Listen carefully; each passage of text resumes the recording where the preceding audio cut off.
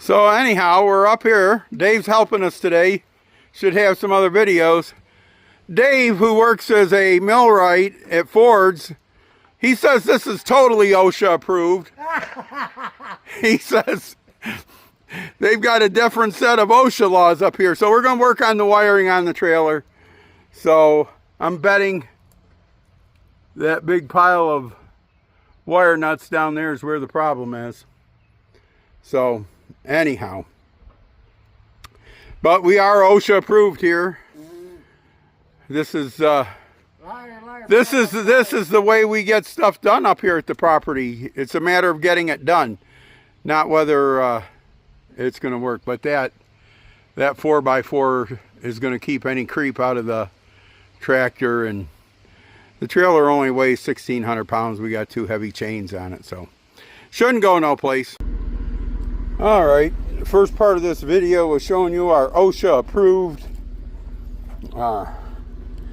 handling of the trailer that needed the lights worked on, and our OSHA approved system function.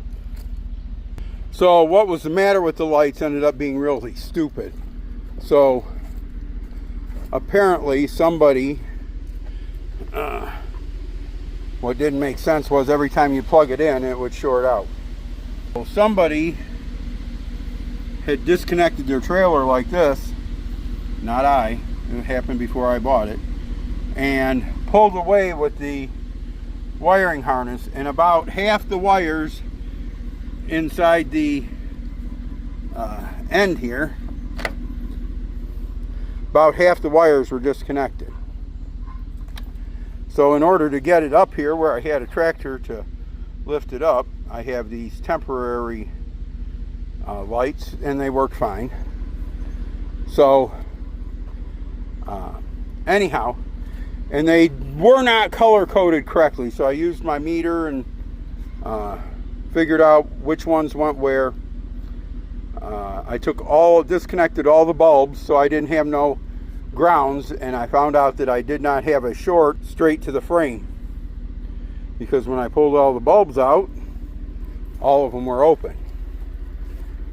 Well, when I put the left bulb in, then I had continuity to the 2-1 wire, and it wasn't the right color. So the wiring was all messed up as far as the color code that it's supposed to be. It's all set up properly now to work with my truck, which is factory set up.